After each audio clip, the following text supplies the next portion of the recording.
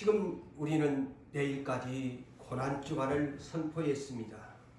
오늘은 1년 중에 성금요일이죠. 물론 금요일이 성금요일이라고 불러도 틀린 말은 아닙니다만 1년 중 성금요일을 오늘이라고 불러야 가장 맞습니다. 오늘 주님이 십자가에 죽으셨던 그러한 날이기 때문입니다. 그래서 그분은 십자가를, 아버지가 주신 십자가를 벗어던지지 아니하고 끝까지 죽기까지 나를 대신하고 여러분들을 대신해서 대신 죽으신 그 고마움의 하루였습니다. 성금요일, 어린 양의 속죄의 제물, 하루의 일기록을 오늘 소개하려고 합니다. 성경에 이 어린 양의 하루 일기가 어디 있는데 일기록이라고 합니까? 성경 일기록이죠. 사복음서가 주님의 행전인데 마지막 날 사복음서에는 모두 다 그분의 하루의 일기가 기록되어 있습니다. 자, 그래서 그분은 십자가를 지시기 전날 밤 유월절을 준비했지요.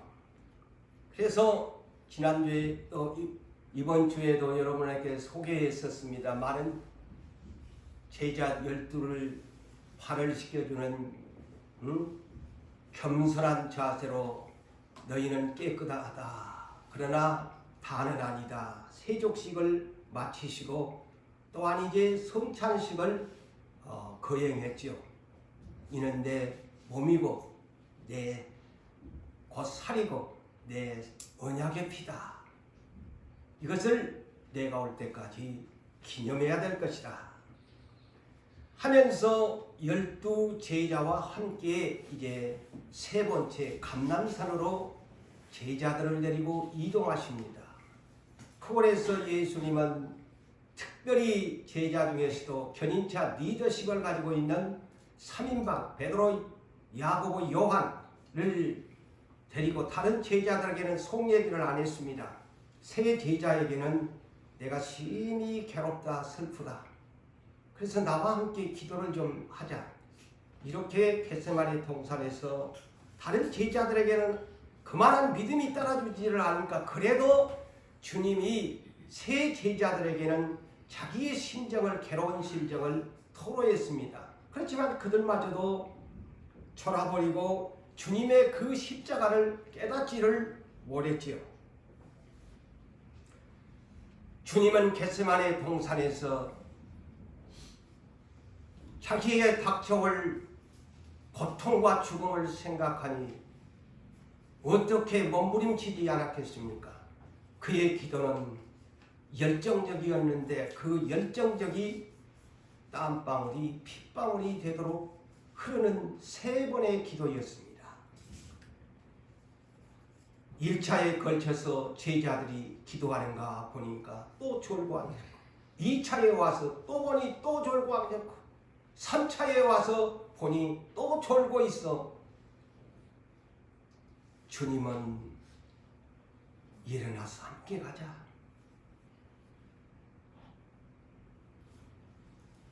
그러면서 1시간 동안도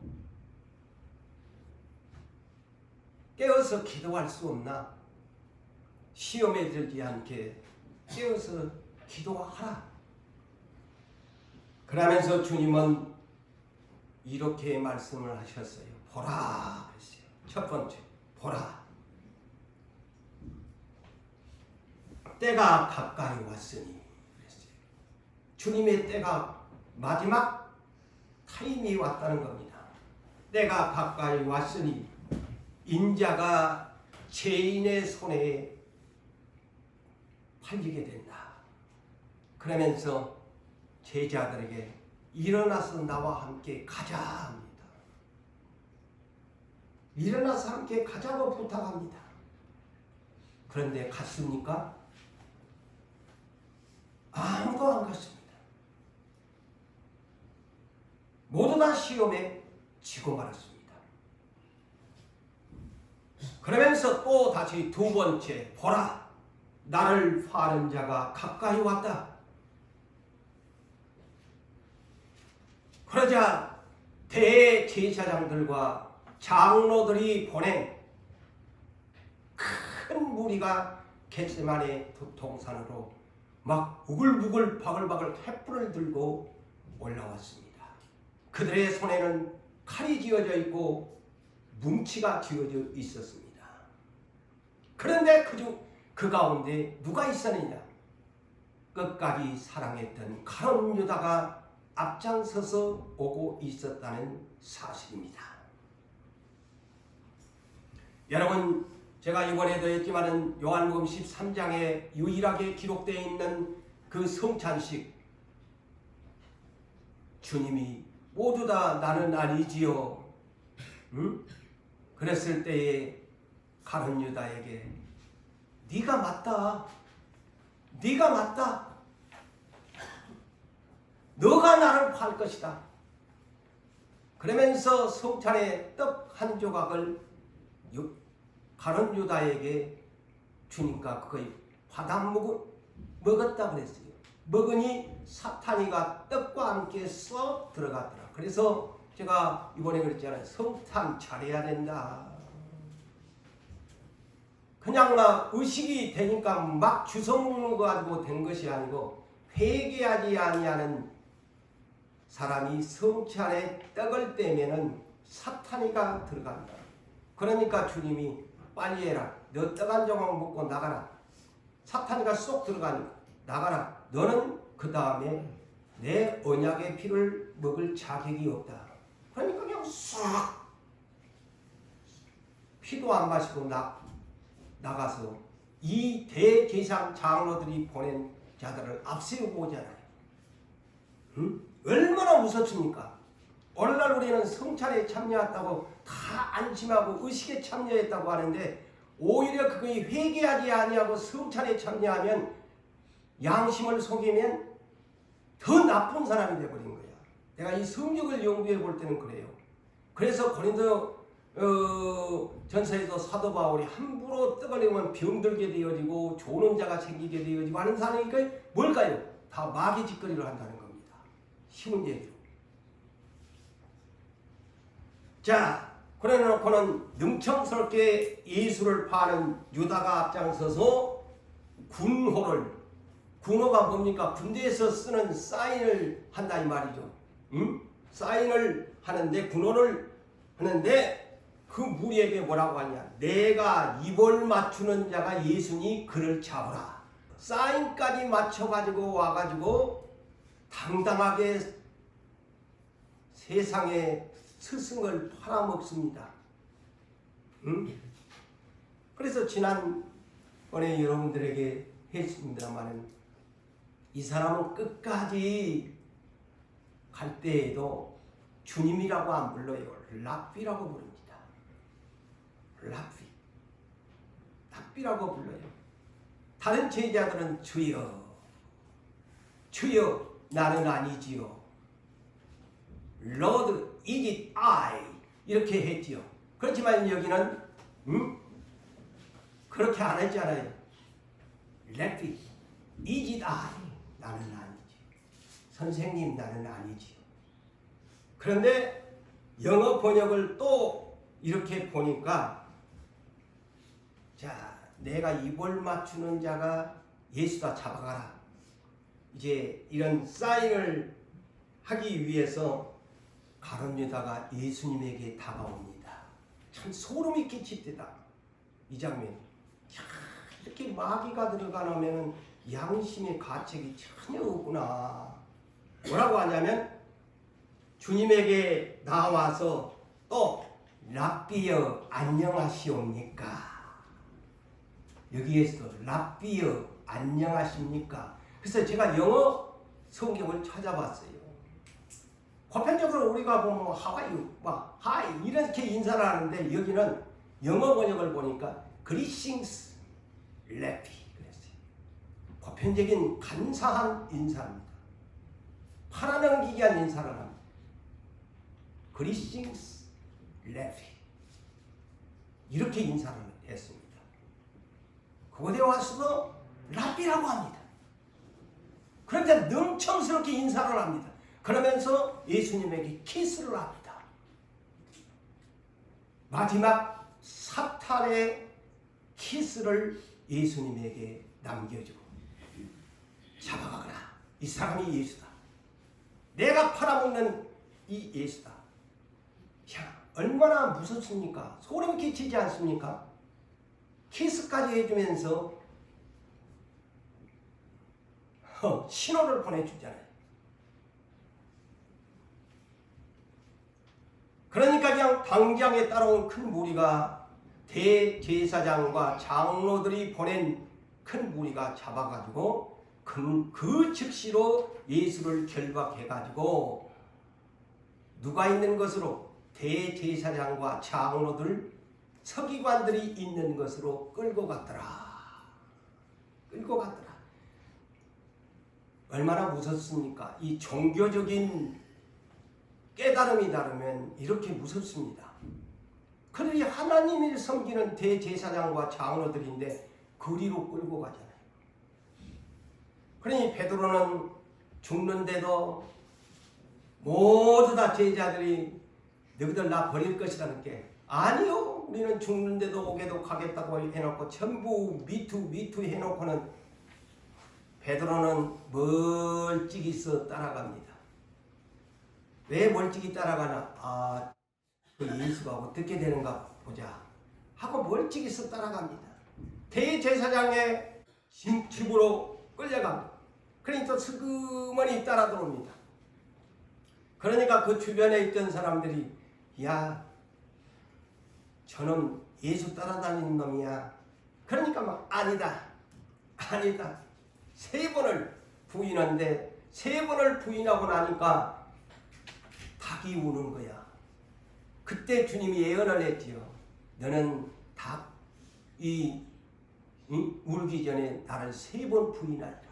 그 생각이 나가지고 바깥 뛰쳐나가가지고 가슴을 치면서 심히 토곡했더라. 베드로가 그랬단 말이에요. 그러니까 현실을 모두가 현실이 닥치면은 저나 여러분들이 조심해야 될 거예요. 그 현실에 깨닫지를 못하는 거예요. 그리고 나중에 후회하잖아요. 그날 밤 예수님은 대제사장과 장로들에게 끌려갔지요. 또 헤롯 왕한테 끌려갔지요. 그 다음에 이제 사형 언도를 내릴 로마의 총독 빌라도에게 끌려갔습니다. 그래서 어찌 보면 전날 밤부터 예수님은 뜬 눈으로 쉴 것 없이 얼마나 겟세마네 동산에서 열심히 기도를 했던지 간절하게 했던지 땀방울이 핏방울이 됐다면 얼마나 기진맥진했겠습니까? 그런 상태에서 밤새 뜬 눈으로 이리 끌려다니고 온갖 조롱멸시를 이 시간상 다 할 수 없지만은 이 사람한테 끌려가고 이 사람이 뺨마대기 때리고 이 사람이 그냥 조롱하고 침을 뱉고 손바닥으로 얼굴을 때리고 밤새도록 그렇게 했어요. 그래가지고 최종 결론이 언제 나냐면 마태복음 27장 1절에서 5절에 보면 새벽에 그랬어요. 전날 밤에 그렇게 세족식으로부터 시작해가지고 얼마나 많은 일정의 시간표 속에 기도까지 하면 했는데 새벽에 모든 대제사장과 백성의 장로들이 예수를 끌어다가 그래서 이 종교 지도자들이 이게 성경을 오해하면 더 무섭다는 겁니다. 함부로 그렇게 정죄한다는 것이죠. 모든 대제사장들과 장로들이 예수를 끌어다가 함께 의논하고 결박을 했다 그랬어요. 결박을 하고 총독 빌라도의 로마 총독에게 끌어다는 겁니다. 왜 끌어갔을까요? 자기들이 죽이고 싶었는데 그때는 유대 나라는 법을 집행할 수 없습니다. 왜? 로마가 식민지가 있기 때문에 로마 법을 따라야 됩니다. 그렇지 않으면 자기들이 친히 죽였을 거예요. 그런데 로마 총독이 식민 지배하에 있으니까 못하니까 죽이고 싶은데 묶어가지고 로마 총독한테 죽여달라는 거예요. 죽여달라고 끌고 간 거예요. 도수장. 근데 이 광경을 베드로만 멀찍이 본 것이 아니고 가룟 유다도 원래가 그래요. 배신자들이 멀리 떠나간 것이 아니고요. 주변에 있습니다. 가룟 유다가 그 광경까지 유심히 성경을 보니까 살펴보고 있었다는 것. 언제까지? 과연 예수가 내가 팔았는데 결과가 어떻게 될 것인가 굉장히 궁금했던 겁니다. 그런데 대제사장과 장로들이 끌고 와가지고 빌라도한테 하니까 빌라도는 아니 이거 죄가 없는데 왜 죽이라고 하냐? 나는 앞만 봐도 죄가 없는데. 근데 왜 자꾸 밀란이 일어날까 싶어가지고 막 밑에서 대모를 해서 하니까 막 대제사장과 장로들이 유대 백성을 선동을 해가지고 오니까 막 확 해가지고 막 십자가에 못 박으소서 십자가에 못 박으소서 응? 하니까 밀란이 두려워서 그냥 에란 모르겠다. 너희들이 죄값은 너희들이 받아라. 나는 모르겠다. 땅 사형언도를 때려버린 것입니다. 모르겠다 하고는 빌라도가. 그런데 이 광경을 가룟 유다가 그때에 예수를 판 유다가 예수의 정죄함을 보고 그게 뭐냐면 사형언도를 보고 이 말입니다. 봤다는 거예요. 유다가 끝까지 따라다니게 주변에 있으면서 자기가 팔아먹었으면 어디로 싹 도망가 보면 되는데 옆에가 붙어가지고 보잖아요. 정죄함을 보고 그때사 스스로 뉘우쳐 내 때문에 저분이 선생님이 죽는구나. 이제 그때사 스스로 뉘우쳐서 돈 은 30세겔을 대제사장과 장로들한테 도로 갖다 준 거예요. 야, 이미 너희들하고 거래 끝났는데 네가 그냥 네 맘대로 해라 한 거야. 대제사장 장로들이. 그러니까 그냥 그 은 30을 성소에다 휘짝 던져놓고 야 그렇겠지요. 이 성경에는 자성 내가 미쳤지. 돈 은 30개에 미쳤지 하면서 가슴을 치면서 뭐라고 고백을 했냐면 내가 무죄한 피를 팔고 죄를 범하였도다. 내가 무죄한 피를 팔고 죄를 범하였도다. 유다가 은 30세겔을 성소에다가 던져놓고 그날 가가지고 목매어 죽었더라. 자살하잖아요. 내가 미쳤지. 내가 왜 저 선생을 돈 때문에 내 선생을 팔아버린 거 아니에요? 죽음의 사형장으로 끌고 간 거예요. 제자면 뭐래? 돈 때문에 선생을 팔아먹으면 뒤늦게 후회해와요. 그래서 제가 그랬잖아요. 사도행전 1장 18절은 베드로가 이 사람은 곤두박질을 쳐가지고 마태복음에는 그냥 목매어 죽은 걸로 그냥 이렇게 간단하게 했는데 베드로는 이 사람 창자가 배에서 흘러나와 죽었더라. 터져가지고 비참하게 죽었다는 것이죠. 비참하게. 그런데 이 은 30이 많은 돈일까요? 예? 은 30세겔이 어느 정도의 가치가 있을까요? 출애굽기 21장 이 정도는 우리가 알고 성경을 합시다. 출애굽기 21장 32절에 보면은 은 30이 어느 정도냐? 얼마 되지도 않아요. 노예 한 사람의 노예값이야. 그래서 소가 남정과 여정을 소가 들이받아가지고 죽었다 그러면 은 30세겔을 보상해 주라. 그러니까 이 뭐냐면 남정 여정 값이 노예로 팔려온 사람이 사갖고 올 때 은 30이야. 그러니까 예수님이 세상에 노예값밖에 안 돼. 그런데 이 가룟 유다가 돈 은 30에 노예값밖에 안 되는 선생님을 그 정도밖에 못 받던 거예요. 은 30에 팔아먹었다. 얼마나 비참한 거예요. 돈에 미쳐가지고. 자기 선생을 노예 한 사람 값밖에 안 돼. 은 30이. 그거 벌려고 이런 배신을 했다는 거예요. 성금요일 예수가 십자가에 죽으셔야 했던 것은 누가 이렇게 죽으셔야 가룟 유다만 나무랄 것이 아니고 대제사장 장로들이 죽였습니다. 이건 여러분 그것을 아시죠? 그들이 누굽니까? 타종교입니까? 아닙니다. 모세의 율법을 따라 하나님을 섬기는 유대교회 대제사장들 장로들이었습니다. 그런데 제목이 뭐냐? 신성모독죄입니다. 빌라도 앞에가 저것이 지가 하나님이라 그러고 하나님의 아들이라고 한다. 저 싸가지 없는 저거의 이단자다. 그 얘기입니다. 신성모독이랍니다. 그런데 자기들이 정작 신성모독죄이잖아요. 하나님을 갖다가 자기들이 대제사장과 장로들이 지그들이 신성모독죄를 모독한 건 맞아요 안 맞아요? 자기들이 하나님을 신성모독해놓고 예수들은 신성모독했다고 빌라도 앞에 끌고 가서 십자가에 죽이라는 거예요. 그러니까 이게 적반하장이죠. 이거.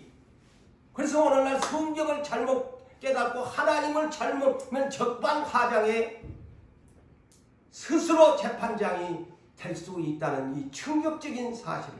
그래서 우리는 성경을 바르게 알고 성령 안에서 바르게 깨닫고 예수를 믿어야지 같이 그냥 덩달아 저 사람이 정지하면 나도 따라서 정지하고 저거 2단이고 3단이고 죽일 놈이고 따라선다 이 말이죠. 예? 얼마나 충격적인 사건이죠. 다시 말할까요? 적반하장에도 분수가 있지. 자기들이 예수님을 신성모독에 대해서 죽을 죄를 져놓고 예수님보다 신성모독죄라고 해갖고 십자가에다 죽여버리잖아요. 정말 하나님이 볼 때는 저놈의 대제사장들, 장로들 저놈들로 취하면 좋을 것. 그렇지만 인류의 죄를 위해서 하나님이 끝까지 참으신 것이죠. 예수님이 지고 가시는 십자가는 최소한도 60kg에서 63kg에 해당되는 무게입니다. 그 통나무로 거친 통나무 십자가예요.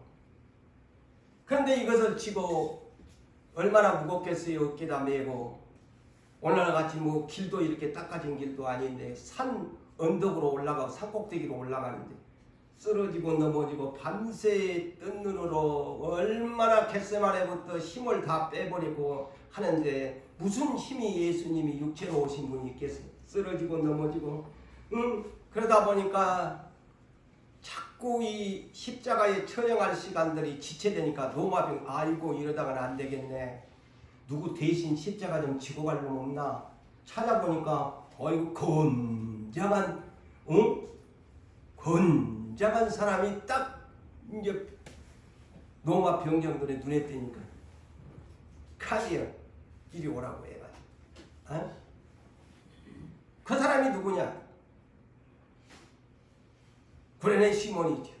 그토록 호언장담했던 제자들 죽는데도 오게도 같이 가겠다고 누구 하나 예수님이 쓰러지고 넘어지고 채찍 맞고 온갖 것을 하는데 십자가를 못 지고 가서 넘어지고 쓰러지고 자빠져서 못 가는데 누구 하나 제자 한 사람 따라와서 같이 매맞아 준 사람도 없지 대신 져준 사람 없이 제자들이 그곳에 아무도 없어요.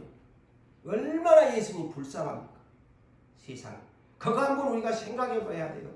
오늘날 십자가 주면 다 도망가 버리잖아요. 앉으려고 하잖아요. 그러니까 구레네 시몬이라는 사람을 끌어다가 노마 병정이 그냥 억지로 옮겨 이 사람도 그냥 엉겁질해. 왜 나한테다가 이걸 쳐주냐. 근데 뭐 병정이 잡아다가 구경꾼을 잡아다가 매니까 안 맬 수가 없어서 아마 몸은 건장했을 것 같아요. 빨리 올라가야 되니까 사형자고. 그래서 지고 갔지요. 그런데 이 사건이 얼마나 유명한 사건입니까? 여기는 마가복음 15장 21절에 이 구레네라는 사람, 이 구레네 시몬, 그런지 이름은 시몬이고 구레네는 그가 살던 곳인데 구레네가 어디예요? 그 근방일까요? 디아스포라입니다. 흩어진 유대인인데 어디? 오늘날로 북아프리카 리비아 동부 지역에 구레네가 있습니다. 그걸 상식적으로 알아놓으세요. 이 구레네가 어디냐? 북아프리카 오늘날 저 리비아에 있는 하나의 도시입니다. 그러니까 디아스포라가 이제 이것을 유월절을 지키기 위해서 올라왔던 것 같아. 유월절을 지키려고. 그런데 여기 잡혀갔는데 마가복음 15장 21절에 두 아들들이 이름이 나와요. 알렉산더와 루포의 아버지 구레네. 이렇게 나옵니다. 자, 근데 이게요. 로마서 16장 13절에 억지로라도 예수님을 대신해서 십자가를 져줬더니만 이 집이 명문의 집이 되어버립니다. 아세요? 그래서 억지로라도 지세요. 안 지려고 자꾸 이 깝다기를 벗겨내버리면 주님에게는 보상이 없습니다. 그러니까 사도 바울이 뭐라고 합니까? 누포와 그의 어머니는 사도 바울이 내 어머니라고 했어요. 그 어머니라는 사람이 누구예요? 누포의 구레네 시몬의 아내를 그랬습니다. 그는 역사적으로도 증언합니다. 예? 구레네 시몬의 아내를 사도 바울이 내 어머니다 했다. 얼마나 위대한 기독교의 가문이 됐습니까? 그리고 누포와 그 집이 예수님 대신 십자가 져줬더니만 사도 바울이 가장 존경하는 어머니라고 불렀다. 응? 얼마나 명문이 됐습니까? 이것이 가장 명문이죠. 성경에 그 가문을 기록해 놨습니까?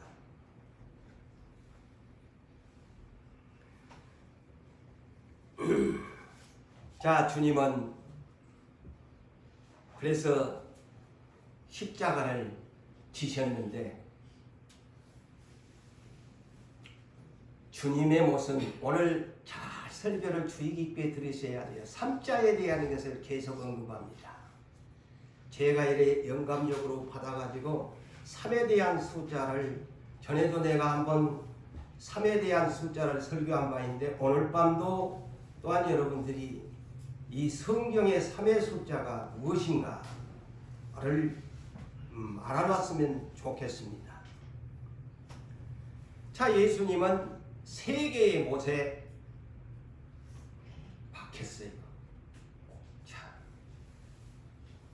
하나 독순 못이지. 이 팔목에다가 그리고 양다리를 포개가지고 밑에 열어가지고 여기다가 발을 열어가지고 이렇게 3개의 못. 얼마나 처참한 모습입니까? 양팔을 벌려갖고 팔목에다가 한 거야. 이게 여기 얼마나 동맥줄인데 피가 얼마나 흘렀겠어요. 응? 여기다가 때렸으니까. 응? 그리고 발을 포개가지고 여기다가 그냥 했으니까 3개의 녹슨 큰 못으로 박아버린 거예요. 나무에다가. 그런데 예수님이 십자가에 3개의 못에 박힌 시간이 마태복음에는 안 나왔습니다. 시간이. 아까 우리가 본문에 봤던 제6시록만 기록되어 있지. 어두워졌다. 다음에는 그래서 복음서들이 필요한 겁니다. 오늘 마태복음 27장 35절에 보면 그냥 십자가에 못 박았다. 시간이 없습니다. 그러니까 그래서 이 공간복음들이나 요한복음까지를 이렇게 전체 맥락을 봐야 그래야 6시간이라는 얘기를 할 수 있어요. 그런데 마가복음 15장 25절에는 나와요. 언제 못 박혔는가? 마태는 이것을 빼먹었어. 그냥 십자가에 못 박아버렸다. 몇 시에 했단 말은 없어. 그런데 오늘 45절은 제6시에 뭐막 어둠이 컴컴했다. 이런 얘기만 돼 있는 거야. 근데 마가는 정확하게 때가 제3시가 되매 십자가에 못 박음이니라. 자, 마가는 정확하게 십자가에 못 박은 시간을 우리나라로 말할 것 같으면 제3시니까 오전 9시에 십자가에 못 박았다. 저 중동 지역하고 우리나라는 시간차가 6시간이 그가 늦어요. 우리는 동쪽이고 그쪽은 자꾸 서쪽 방향으로 가거든. 그는 6시간 차가 난다. 이렇게 여러분이 계산하고 성경을 읽으시면 돼. 그런데 왜 나무 십자가에 못을 박았을까? 그냥 로마에 그냥 법으로만 그랬을까?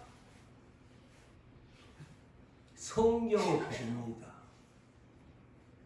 네? 성경의 법. 우리는 십자가에 박힌 것을 구체적으로 성경에서 배워가지고 시대를 위해서 알아야 안 되겠어요. 왜 나무 십자가냐? 그는 율법에가 기록되어 있습니다. 율법에 처형되어 있습니다. 이는 신명기 21장 22절에서 23절에 나와 있어요. 사람이 만일 죽을 죄를 범함으로 내가 그를 죽여 나무 위에 달거든. 나오네요. 죽을 죄를 지어서 나무 위에 달거든. 나무에 달린 자는 하나님께 저주를 받았습니다. 자, 율법에 예수님이 처형됐습니다. 율법에. 그래서 마태복음 27장 22절과 23절에도 보면 그래서 대제사장들이 장로들이 빌라도한테 십자가에 못 박으소서, 십자가에 못 박혀 죽여달라, 십자가에 못 박혀 죽여달라, 율법에 처형을 해달라는 얘기입니다. 자, 성경이 맥이 잡아집니까? 성경대로 그들이 그렇게 해버린 거야. 로마법이 아니야. 이건 대제사장과 장로들이 율법에 의해서 예수를 십자가 나무 저주받은 하나님이 저주하는 십자가에다 못 박아버리라는 거예요. 그러면서 이제 본문 45절에서 오늘 46절을 봅시다. 제6시로부터 온 땅이 어둠이 임하여 제9시까지. 자, 여기에서는 정확하게 3시간이 십자가에 못 박힌 후 3시간이 지난 후만 마태는 기록했습니다. 그죠? 앞대가리 오전 9시부터 십자가에 못 박았다는 쏙 빼버리고 마태는 3시간이 지난 십자가에 이미 예수님이 못 박아가지고 지금 운명하기 직전에 있는 3시간에 그것만 어둠이 임하였더라. 제9시쯤 그러면 우리나라 시간으로 오후 3시. 그래서 금식을 오후 3시까지 하는 거예요. 이 성경적인 것이죠. 다 그 이유가 있습니다. 예수님이 오후 3시에 운명하셨더라. 그래서 제9시까지 우리나라로 말하 같으면 오후 3시 예수께서 크게 오후 3시에 소리를 지르면서 엘리 엘리 라마 사막타니, 이는 번역을 하니까 나의 하나님 어찌하여 나를 버리시나이까. 이 말이 괜히 한 말인 줄 아세요? 성경대로 응한 내용입니다. 성경대로. 이는 선지자 겸 왕이 되었던 다윗이 시편 22편 1절에서 그래서 다윗을 선지자라고 보잖아요. 왕이면서도 선지자였다. 22편 1절에 바로 이 내용입니다. 그대로 예수님이 응합니다. 그런데 이거를 우리가 잘못 두면 아이고 예수님이 한탄하고 원망하는 소리 아니야? 어찌하여 나를 버리셨나? 우리가 그니 그때 좀 이렇게 하면은 그런 얘기를 한탄하고 원망하면은 하나님 아이고 내 팔자야. 그럼 우리들이 쉽게 그런 얘기를 하는데 그런 내용이 아닙니다. 저는 이것을 해석을 잘 하셔야 돼. 아이고 예수님이 아프셔가지고 어찌하니 나를 버리셨냐고 한탄하신 내용 같네. 이렇게 하는데 그렇게 하시면 아니 되고 이것은 바르게 해석을 하십시오. 이거는 다윗이 했던 말씀을 응하면서 요한복음 3장 16절을 이루기 위한 성취하기 위한 내용입니다. 그게 뭐냐? 내가 십자가에 못 박힌 것은 너희가 이유를 알라. 하나님이 세상을 사랑하사 독생자를 주셨으니 이를 멸망하는 자들에게 구원을 주시기 위한 나의 하나님 아버지의 버림이시다. 너희가 이것을 알아라 하는 내용입니다. 아시겠어요? 절대 원망의 소리가 아닙니다. 내가 죽은 것은 너희를 살리기 위하여 요한복음 3장 16절을 성취하는 내용이다.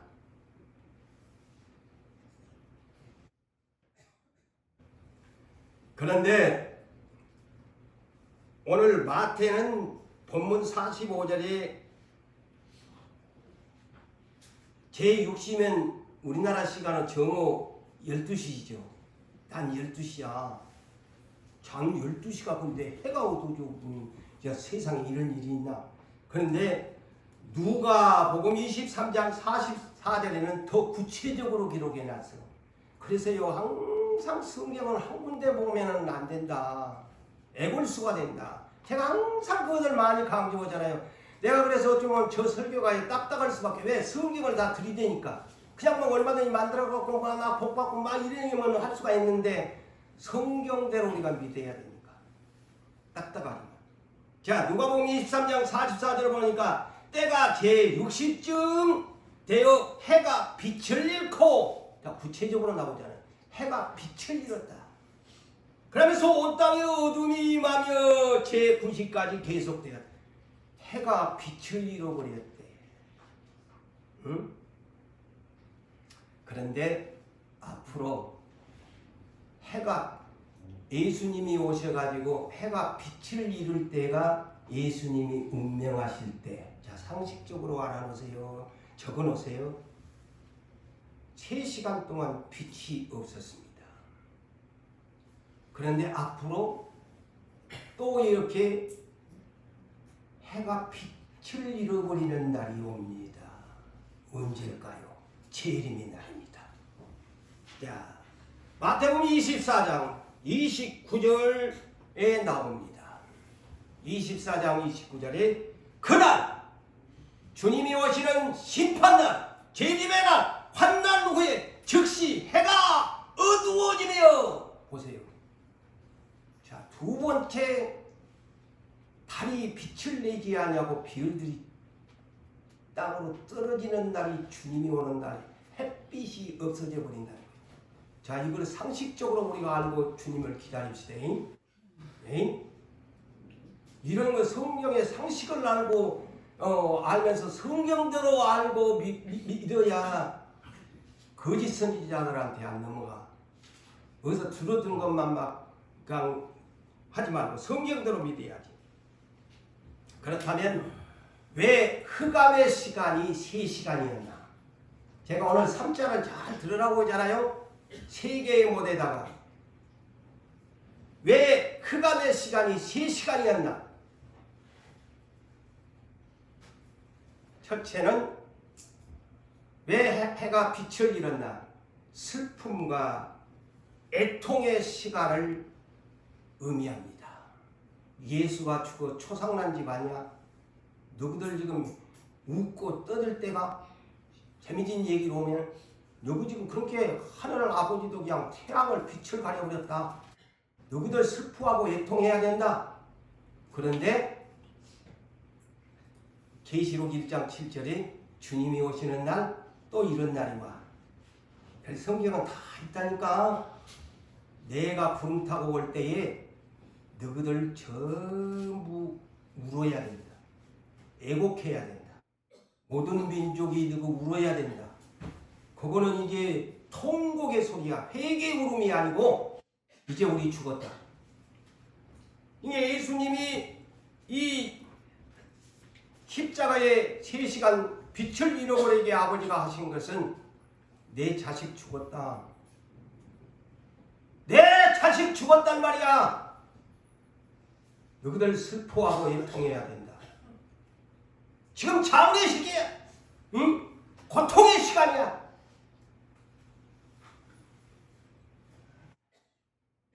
그리고 두 번째는 왜 빛을 잃게 흑암의 시간을 3시간을 주었나?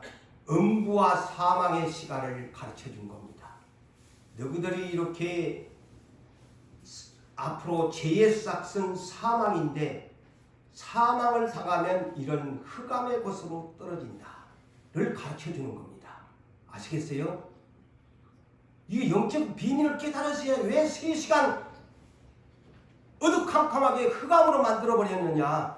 너희 이제 구원받지 못하면, 나 믿지 못하면 흑암의 세상으로 너희 떨어진다. 자, 그래서 어디가 있나요, 성경이? 베드로후서 2장 4절, 유다서 1장 6절 많이 들었는데 범죄한 천사들을 어디다 가뒀다고요? 흑암에 가두셨다.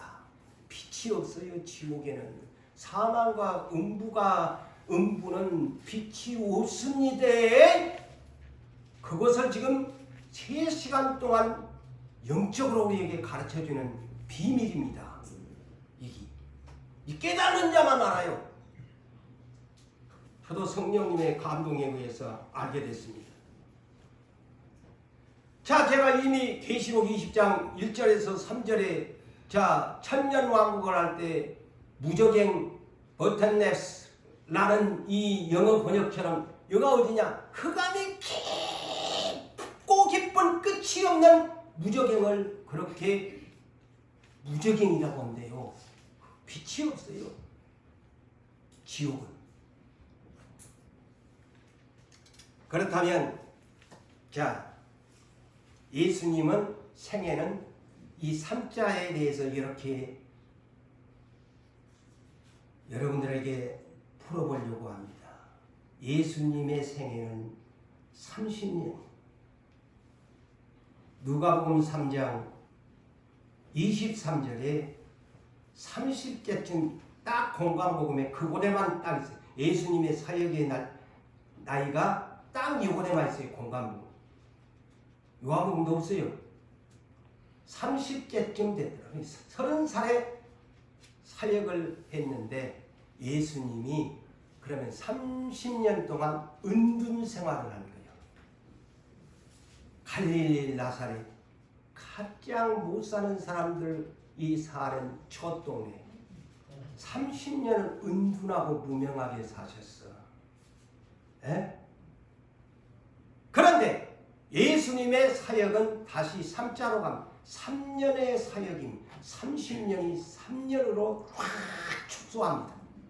30년의 은둔 생활을 하다가 나는 참 빛이다 하고 등장합니다. 짠! 내가 빛이대. 그래요, 안 그래요?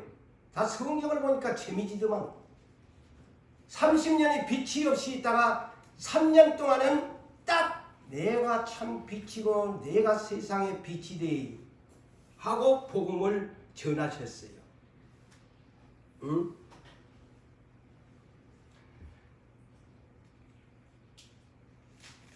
자, 그렇다면 이 삼자가 왜 예수님이 사흘 후에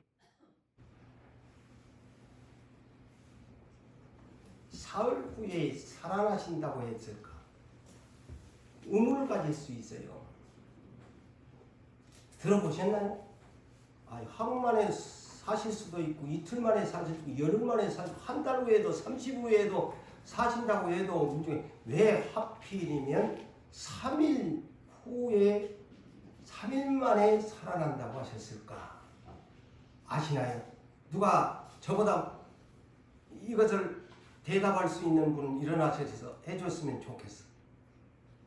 나는 성경적으로 풀겠습니다. 왜 3일인가? 그래서 3자를 여러분들이 주의 깊게 들으라고 내가 하잖아요. 이는 창조의 질서를 따라서 그렇습니다. 창조의 질서를 그대로 하나님이 누구시오? 예수님이 누구죠? 천지 창조의 주가 아닙니까? 절대 창조의 질서를 어기지 않습니다. 왜 3일 만에 살아나셔야 하는가? 그러면 여러분이 아이고 그렇네 할 거예요. 자, 창세기 1장 1절로 3절까지를 보면 이 지구가요, 땅덩어리가 어땠다고요? 흑암이 깊었다고 했습니다. 빛이 없었습니다. 흑암이 깊었다고 했습니다. 공허했다고 해요. 아무것도 없었더라. 응?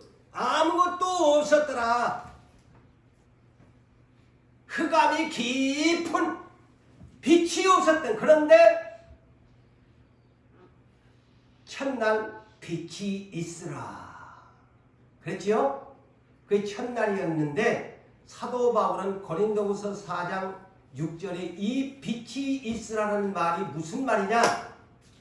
예수 그리스도 하나님 영광을 아는 예수 얼굴에 있는 그 빛을 말하는 것이다. 자, 그래서 첫째 날 흑암이 예수의 얼굴에 있는 영광을 쫙 첫째 날 만들고, 응? 그 첫째 날이야. 그런데 셋째 날 창조가 바로 이겁니다. 그게 답입니다. 하나님이 셋째 날 무엇을 만들었을까요? 씨 가진 채소와 씨 맺는 나무의 열매를 만드셨어요. 그게 창조의 질서입니다.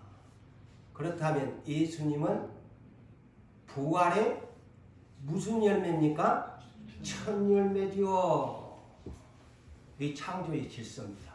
그래서 요한복음 12장 24절에 한 알이 밀알이 땅에 떨어져서 죽으면 많은 열매를 맺느니라. 그래서 예수님이 한 알이 밀알이 창조의 질서를 따라 3일간 묻혔는데 짠! 셋째 날 씨 가진 채소 씨 맺는 열매를 셋째 날 만드죠. 보세요. 성경은 기가 막힙니다. 창조의 질서를 그대로. 그래서 예수는 3일 만입니다.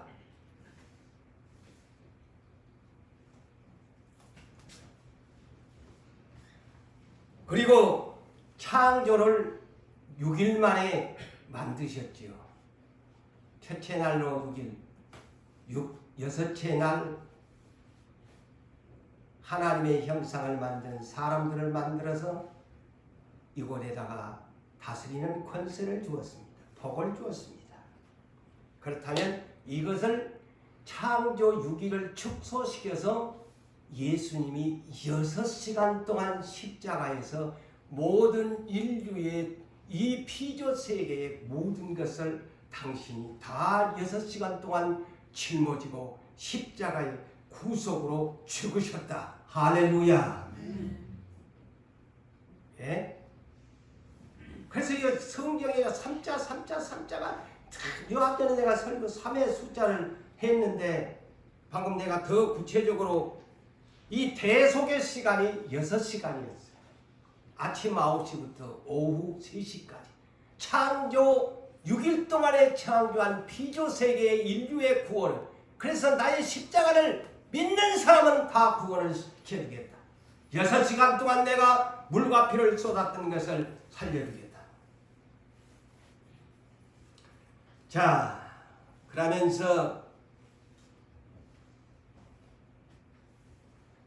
51절을 봅시다. 보면 6시간 후에 이제 운명을 하시니까 길이 닦아집니다. 구원의 문을 활짝 열어줍니다.